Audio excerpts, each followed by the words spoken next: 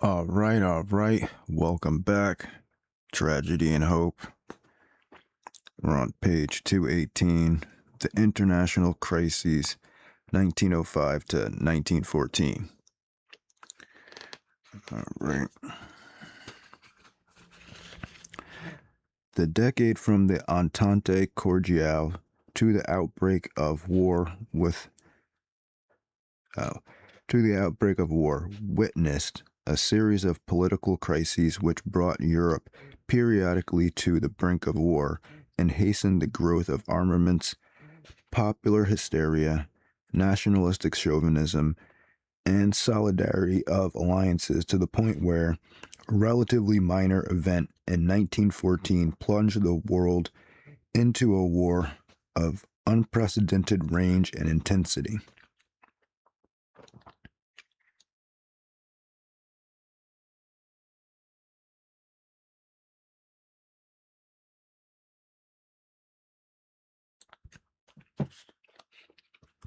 There were 9 of these crises which must be mentioned here in chronological order. They are 1905 to 1906, the first Moroccan crisis and the Algeria Conference.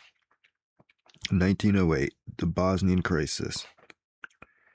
1911, Agadir and the Second Moroccan crisis. 1911, the Tripolitan War. 1912, the First Balkan War. 1913, the Second Balkan War. 1913, the Albanian crisis. 1913, the Lyman von Sanders affair.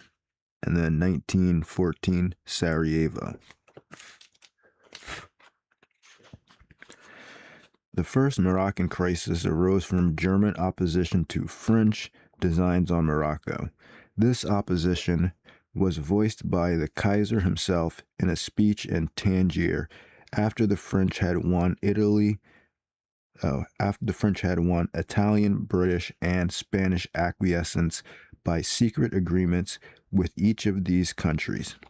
These agreements were based on French willingness to yield Tripoli to Italy, Egypt, and Britain, and the Moroccan coast to Spain. The Germans insisted on an international conference in the hope that their belligerents would disrupt the Triple Entente and isolate France. Instead, when the conference met at Algiers, near Gibraltar, in 1906, Germany found herself supported only by Austria. The conference reiterated the integrity of Morocco, but set up a state bank and the police force, both dominated by French influence. The crises reached a very high pitch, but in both France and Germany, the leaders of the more belligerent bloc, Theophile de Classe and Frederick von Holstein, were removed from the office at the critical moment. The Bosnian crisis of 1908 arose from the Young Turk revolt of the same year. Fearful that the new Ottoman government might be able to strengthen the empire, Austria determined to lose no time in annexing Bosnia and Herzegovina,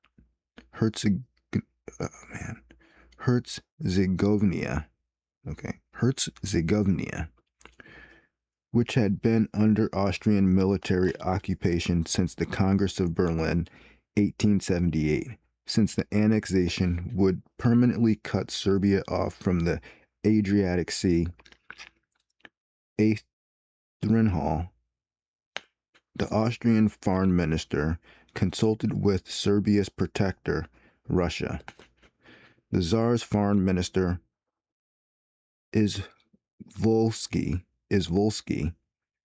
was agreeable to the Austrian plan if Austria would yield to Izvolsky's desire to open the straits to Russian warships, contrary to the Congress of Berlin.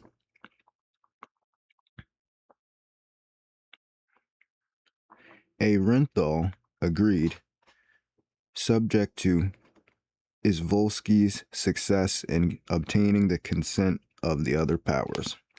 While Izvolsky was wending his way from Germany to Rome and Paris in an effort to obtain this consent, a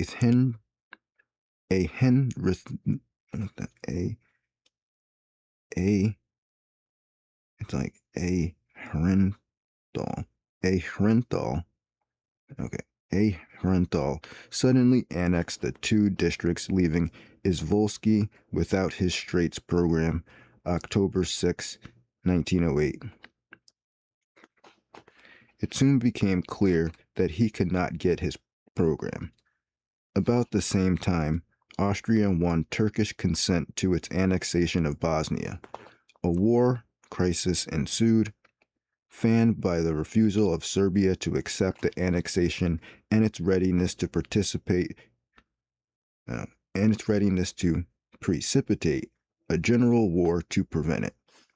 The danger of such a war was intensified by the eagerness of the military group in Austria, led by Chief of Staff Konrad von Hotzendorf, to settle the Serb irritation once and for all.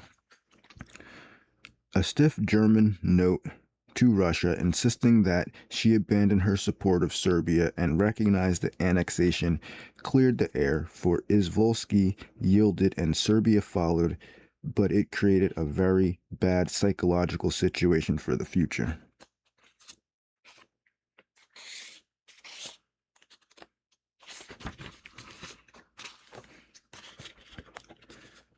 The Second Moroccan Crisis, July 1911, when the Germans sent a gunboat, the Panther, to Algiers in order to force the French to evacuate Fez, which they had occupied in violation of the Algiers Agreement, in order to suppress native disorders.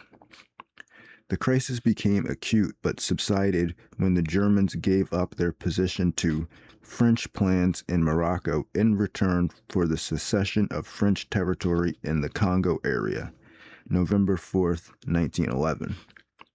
As soon as Italy saw the French success in Morocco, it seized neighboring Tripoli, leading to the Tripolitan War between Italy and Turkey, September 28th, 1911. All the great powers had agreements with Italy not to oppose her acquisition of Tripoli, but they disapproved of her methods and were alarmed to varying degrees by her conquest of the Deccanese Islands in the Aegean and her bombardment of the Dardanelles, April 1912. The Balkan states decided to profit from the weakness of Turkey by driving her out of Europe completely. Accordingly, Serbia, Bulgaria, Greece, and Montenegro attacked Turkey in the First Balkan War and had considerable success in 1912. The Triple Alliance opposed the Serbian advance to the Adriatic and suggested the creation of a new state in Albania to keep Serbia from the sea. A brief war crisis died down when Russia again abandoned the Serbian territorial claims, and Austria was able to force Serbia and Montenegro to withdraw from Durazzo and Scutari. By the Treaty of London, 1913, Turkey gave up most of her territory in Europe. Serbia, embittered by her failure to obtain the Adriatic coast, attempted to find compensation in Macedonia at the expense of Bulgaria's gains from Turkey.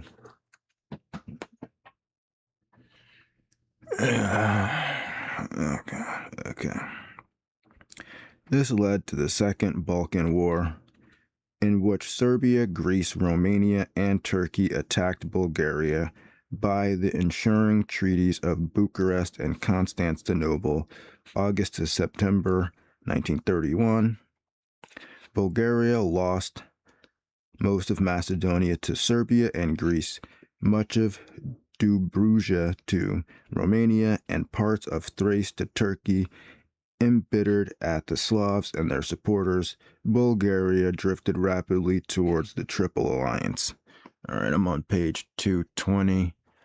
I gotta stop the stream. This is one of those gotta wake up in the middle of the night emergency things. So I'll be back in a bit.